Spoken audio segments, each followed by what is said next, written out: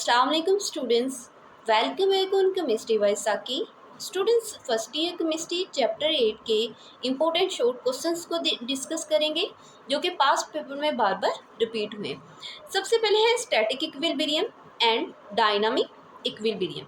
Static means stop the state eight which the reaction does not proceed further. ऐसी state जहाँ पे reaction जो है वो आगे फर्दर प्रोसीड ना करे, रिएक्शन स्टॉप और रिएक्शन स्टॉप हो जाए। No reverse and forward reaction are taking place, यहाँ पे फॉरवर्ड और रिवर्स रिएक्शन ना हो, इसका static equilibrium. For example, a wall will stay intact until are the forces acting upon it are equal. जैसे कि एक दीवार जो है वो बिल्कुल स्ट्रेट खड़ी हुई है, तो वहाँ पे जितनी भी फोर्सेस उसके ऊपर एक्ट करेंगी वो क्या होंगी, इक्वल होगी, यानी इक्विलिब्रियम स्टेट में होगी। This state at with the rate of forward action become equal to the rate of reverse action, या ऐसी स्टेट जहाँ पे forward action and reverse action एक दूसरे के इक्वल हो जाए, या the reaction same stop at the state but actually यहाँ पे रिएक्शन जो है वो ऐसा दिखे कि यहाँ पे रिएक्शन जो है वो स्टॉप है, but actually forward and reverse reaction are taking place at same rate. देखिए, फॉरवर्ड और रिवर्स रिएक्शन टेकिंग प्लेस हो सेम रेट पे, दिस इज का डायनामिक इक्विलिब्रियम स्टेट। तो इसको हम क्या बोलेंगे, डायनामिक इक्विलिब्रियम। नेक्स्ट है differentiate between reversible and irreversible reaction. The reaction which proceed in the forward reaction, ऐसा रिएक्शन जो प्रोसीड करे फॉरवर्ड रिएक्शन में। इरिवर्सिबल रिएक्शन में स्टूडेंट्स हमने डिस्कस किया था कि प्रोडक्ट्स दोबारा से रिएक्टेंट्स नहीं बनाते, जबकि रिवर्सिबल रिएक्शन में हमने ये डिस्कस किया था कि प्रोडक्ट्स दोबारा से रिएक्टेंट्स बनाते हैं।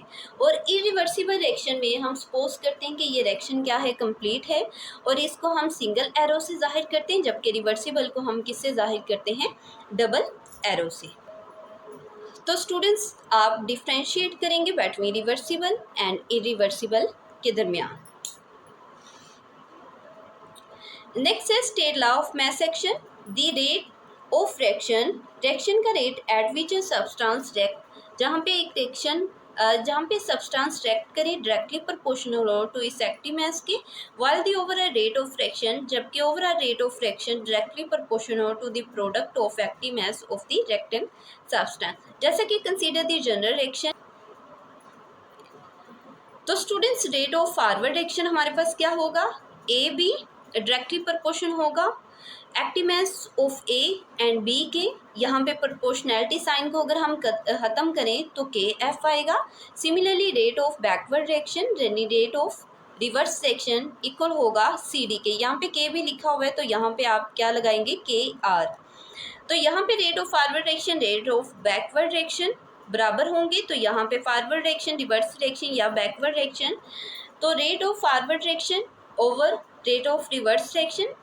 रिवर्स रिएक्शन को हम ऊपर लिखेंगे, फॉरवर्ड रिएक्शन को नीचे लिखेंगे। तो यहाँ पे हमारे पास जो प्रोडक्ट है उसको ऊपर मेंशन करेंगे, रिएक्टेंस को नीचे मेंशन करेंगे, तो हमारे पास किसकी वैल्यू आ जाएगी, केसी की। स्टूडेंट्स, स्टेट ली चार्टियर प्रिंसिपल। ली चार्टियर प्रिंसिपल में मैंने आपको एग्जांपल दी थी कि ली चार्टियर प्रिंसिपल हमें ये कहता है कि अगर आप सिस्टम के किसी सिस्टम के ऊपर फोर्स जो है वो अप्लाई करें, तो वो सिस्टम ट्राई करेगा कि वो ज़्यादा से ज़्यादा फोर्स को मिनिमाइज कर सके, उसके इफेक्ट को क्या कर सके, मिनिमाइज कर सके।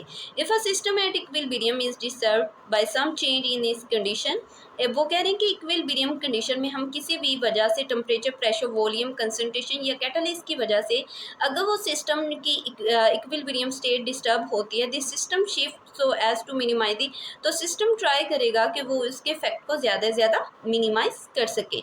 नेक्स्ट है the factor which effect the state of equilibrium, effect of change in concentration, effect of change in volume और pressure, effect of change in temperature, effect of catalyst. Next है define conjugate acid and conjugate base. When an acid is produced, तो acid producer is called conjugate acid of that base, तो वो उस base का conjugate acid होगा। For example, in the following reaction, ammonia is a conjugate acid which is formed when ammonia accept a base is produced. तो इसके नतीजे में base produce हो is called conjugate base of that acid. For example, in the following reaction, Cl is a conjugate base. तो यहाँ पे chlorine हमारे पास क्या होगा, conjugate base.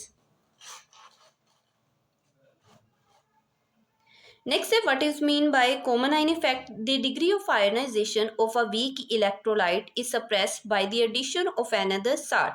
वो कह रहे हैं कि ionisation of a weak electrolyte की सप्रेस्ड हो जाए बाय द एडिशन, किसकी एडिशन है, अनदर साल्ट, किसी दूसरे साल्ट की वजह से, हैविंग एन आयन। तो यहाँ पे जो हमारे पास आयन होगा उसको हम क्या बोलेंगे, इन कॉमन। जो इनमें आयन कॉमन होगा उसको हम क्या बोलेंगे, common ion effect. For example when NaCl is dissolve in water it dissociate as follows, NaCl Na positive, कैलोरी नेगेटिव। और जब HCl को भी, तो यहाँ पे हमारे पास कॉमन क्या है students, Cl as increase therefore according to Le Chatelier law the reaction moves in reverse direction to suppress the degree of ionization of NaCl। Next है what is mean by buffer solution and buffer capacity. This solution which resists the change in pH of a solution, जो कि resist करे, यानी the change in pH of a solution, जो कि pH change में रुकावट बने, उसको हम क्या बोलेंगे, buffer solution और simply buffer. The ability of a buffer solution to resist the change in pH is called buffer capacity. A typically buffer is prepared by two methods, a weak acid and salt of that acid in a strong base. It is a stick buffer, इसको stick buffer कहेंगे, with pH less than 7, जिसकी pH होगी less than 7. For example CH3COOH plus CH3COONA. A weak base and salt of that base in the strong acid is called basic buffer with pH more than, इसकी pH क्या होगी, more than 7 होगी. For example NaH4OH plus NH4Cl. तो next है how the pH of a buffer is calculated. तो पीछे students हमने एक फॉर्मूला पढ़ा हुआ है, पीएच इज इक्वल है पीके प्लस लोग साल्ट ओवर एसिड, यानी इस फॉर्मूले की हेल्प से हम किसी भी बफर की पीएच को क्या कर सकते हैं, कैलकुलेट कर सकते हैं। Define solubility product. Solubility product हम किसको कहते हैं, ऐसा प्रोडक्ट ऑफ कंसंट्रेशन आयंस, जो कि आयंस की कंसंट्रेशन का product raise to an exponent equal हो to the coefficient of the balance chemical, और ये इक्वल हो to the coefficient of chemical equation के, तो उसको हम क्या बोलेंगे, solubility product. For example when PbCl2 is dissolve in water it dissociate, तो ये PbCl2 किस में कन्वर्ट होगा, Pb2 plus and 2Cl negative. P stand for solubility product, तो ये हमारे पास क्या होगा, सोलबिलिटी प्रोडक्ट। से the solubility of glucose increase by increasing temperature. Glucose की जो सोलबिलिटी है वो इंक्रीज होती है जब हम टेम्परेचर को इंक्रीज करते हैं। हीट अब्जॉर्ब होती है when the reaction moves in forward direction, जब रिएक्शन मूव करे फॉरवर्ड डायरेक्शन में। In case of endothermic reaction में when heat is provide to the reaction at equilibrium, the equilibrium position is disturb होती है, and to minimize the effect of that change, और इसके effect को क्या कर सकती है, मिनिमाइज कर देती है। Direction moves in a forward direction, तो इस तरीके में रिएक्शन, यानी जब भी इक्विलिब्रियम स्टेट में हम रिएक्शन को टेम्परेचर को इंक्रीज करते हैं तो वो रिएक्शन जो है वो फॉरवर्ड डायरेक्शन में मूव करता है। नेक्स्ट है how the value of Kc determine the direction of fraction. तो स्टूडेंट्स हम डायरेक्शन ऑफ फ्रैक्शन को डिटरमाइन कर सकते हैं। हमने पढ़ा था Kc जो है अगर ज़्यादा हो तो रिएक्शन फॉरवर्ड डायरेक्शन में जाएगा, अगर Kc की वैल्यू छोटी हो तो रिएक्शन बैकवर्ड डायरेक्शन में जाएगा। अगर Kc की वैल्यू इक्वल हो Qc से तो रिएक्शन क्या होगा, इक्विलिब्रियम स्टेट में होगा। जी स्टूडेंट्स, ये हमारे पास लास्ट इंपॉर्टेंट शॉर्ट क्वेश्चन है। Define pH of a solution, give its mathematical form also.